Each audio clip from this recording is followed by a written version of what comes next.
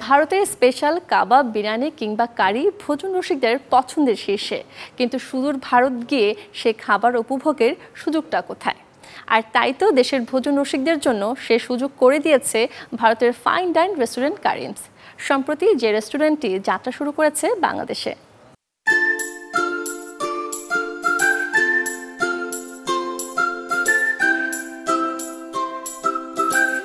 ভারতে গিয়ে দেশটির অভিজাত এক রেস্টুরেন্টের খাবার নিয়ে কন্টেন্ট বানানোর ইচ্ছে ছিল এই ফুড ব্লগারদের। তবে দেশেই মিলল সেই সুযোগ, কারণ ভারতের অভিজাত সে রেস্টুরেন্ট কারিমস এখন ঢাকায়। শুনেছি যে ওদের খাবার খুবই ভালো, অ্যান্ড যেহেতু আমি দেখলাম যে তারা এখানে ওপেন করেছে, সো আমি অপরচুনিটিটা একদমই মিস করতে চাইনি। অ্যাকচুয়ালি আমাদের ফলোয়ার্সরা কী চায় যে আমরা নতুন নতুন জায়গা সম্পর্কে ওনাদেরকে জানাই বা ওনাদেরকে খোঁজ দিই। সো কারিমস লঞ্চ হয়েছে, মানে কারিমসের ওপেনিং হয়েছে বাংলাদেশে, will have to let them no.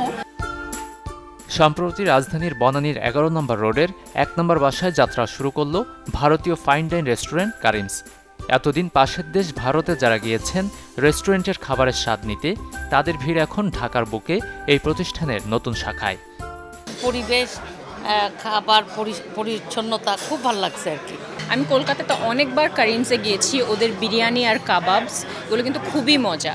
R best part হচ্ছে ওরা আজকে যে সার্ভ করছে এখানে, আমরা কিন্তু এখানেও এক্স্যাক্টলি ওই টেস্টটাই পাচ্ছি।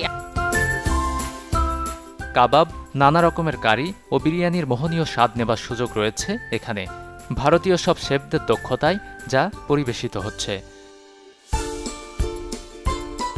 ভোজন রসিকদের চাহিদায় ভারতে রয়েছে কারিমসের 38টি শাখা, বিস্তার হয়েছে দুবাইতেও। এবার বাংলাদেশে 10 থেকে 12টি শাখা করার পরিকল্পনা রয়েছে বলে জানান প্রতিষ্ঠানের কর্মকর্তারা। This is the beginning in Banani. Hopefully Uttara, Dhanmondi, তারপরে মিরপুর যেখানে আছে বিভিন্ন জায়গায় যাবে। এছাড়া ওয়ারি আছে, পুরান ঢাকার কিছু কিছু জায়গা যেখানে আপডেট হচ্ছে, ওখান থেকেও আমরা অপারেট করতে পারবো। ইচ্ছে যাদের ভিন্ন স্বাদের ভিনদেশি খাওয়ার তৃপ্তি মিলতে পারে আন্তর্জাতিক মানের এই রেস্তোরাঁর নানা পদের আহারে। গাজী আনিস, চ্যানেল 24, ঢাকা।